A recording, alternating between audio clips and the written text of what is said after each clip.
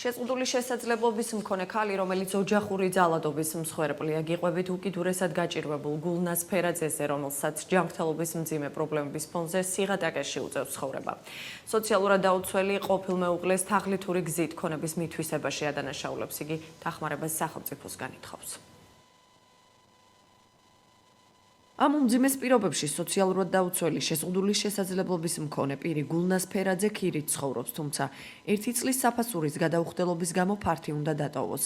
წასასვლელი კი არსად აქვს. ჯანმრთელობის მძიმე პრობლემების მქონე ონკოპაციენტი 4 ძაღლსა და 3 კატას უვლის. მისი ერთადერთი შემოსავალი პენსია და სოციალური დახმარებაა. გვიყვება, რომ ამ მდგომარეობამდე ყოფილმა ქმარმა მიიყვანა. მემკვიდრეობით მე დამჩა მაგბინა. დედი და მემკვიდრეობით, რომელიც მე მოგან გამიყიდა და ქუჩაში დამტოვა. როგორ მოახერხა თქვენი კუთვნილი ბინის გაყიდვა? მე წამლის ზემოქმედების ქვეშ, რომელიც მე შიშომო პირი ვარ და მან მითხრა, რომ იპოთეკაში ვტოვებ და მინდობილობის ხრივ. მე უნდა დატიება, დატოვა მინდობილობის ხრივ, თუ არა და გადაიფორმა მან ბინა, როგორც მესაკუთრე. მე მაქვს ასთმა, მე მაქვს ორივე ფილტვის სიმსივნე, პირდაპირ გითხრათ, ორივე მკერდის სიმსივნე მაქვს და ვარ ონკოლოგიური პაციენტი. გულნას ფერაძე გვიყვება, რომ ოჯახური ძალადობის მსხვერპლია. ქალი გვეუბნება, რომ ყოფილი ქმარი მასზე ფიზიკურად და ფსიქოლოგიურად ძალადობდა. ფაქტზე სისხლის სამართლის წესით სასამართლო დავა დაწყებულია. პოლიციას მიმართა თაღლითური გზით ქონების მითვისებაზეც. ქალი ხელისუფლებას დახმარებას თხოვს. სამხარაულში ექსპერტიზა ჩამიტარენ ყველანაირად, რომელიც დამტკიცებულია, რომ მან ჩემზე ძალადობდა. თავრობიდან მითხოვ ერთადერთ თავშესაფარს, რომელსაც მე მინდა თავშესაფარი, რომ მე ვიყო ჩემი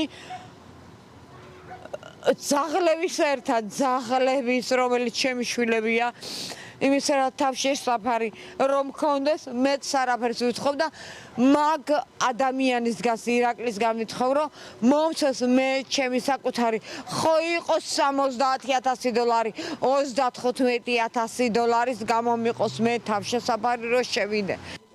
სოციალურად დაუცველის მძიმე ცხოვრებაზე საუბრობს მისი ადვოკატი.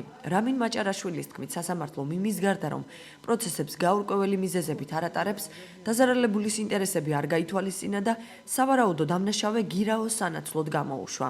რამინ მაჭარაშვილი რისკებზე საუბრობს და სახელმწიფოს მხრიდან გულგრილ დამოკიდებულებაზე მიუთითებს.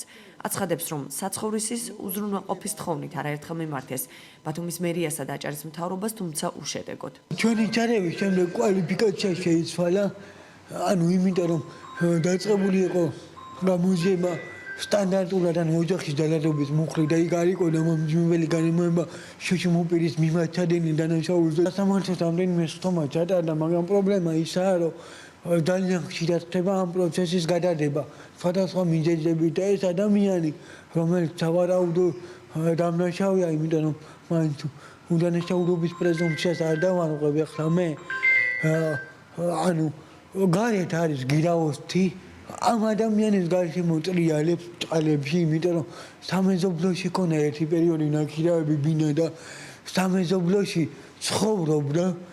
სასამართლოს უმოქმედობაზე საუბრობს შშმ ქალთა ალიანსის აღმასრულებელი დირექტორიც. დია ერემაშვილი ამბობს, რომ სახელმწიფო გულნას ფერაძეს ვერ იცავს. ამ ქალის დასახმარებლად პირველი რაც უნდა გაკეთდეს, ის ადამიანი, რომელიც არის გირაოთ გამოშვებული, უნდა შევიდეს ციხეში, რომ ამ ადამიანს ფსიქოლოგიური წნეხი მოეხსნას. ბევრად ნაკლებად მძიმე დანაშაულების გამო ხალხი 9 თვიან წინასწარ პატიმრობას იხდის, ვითომ ეს დღეს ვხედავთ რამდენი უდანაშაულო აქტივისტია დაჭერილი. მე აუცილებლად სახელმწიფო უნდა უზრუნველყოს ადამიანი საცხოვრისით, იმიტომ რომ ყველა ადამიანს აქვს საცხოვრისის უფლება და ჩვენ თუ სოციალურ სახელმწიფოსკენ მივდივართ ქუჩაში არ უნდა დავტოვოთ და აუცილებელია ის, რომ სწრაფად მოხდეს ეს პროცესები, იმიტომ რომ ბათუმში სამწუხაროდ წყლობით იწელება საქმეები, რაც პირდაპირ ხელს უშლის ადამიანის უფლებების დაცვას. რატომ არ დაეხმარა აჭარის მთავრობა და ბათუმის მერია შშმ პირს და იგეგმება თუ არა აღნიშნული საკითხის მოგვარება ვერ გავარკვიეთ. არც ერთ უწყებაში კომენტარის გაკეთება არ ისურვეს.